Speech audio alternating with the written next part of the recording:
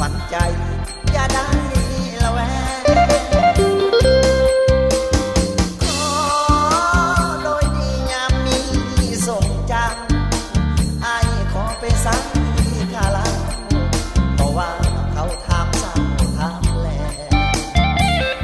นี่คือความจริงบ่มีสิ่งใดแอบแฝงทั้งแต่เมียบ่มีเปลี่ยนแปลงบ่ได้แกล้งเอาไปทางเงินเขาแต่เมียเขาเป็นกรรมวันใดที่ผัวขอนำอย่าได้ขัดขืน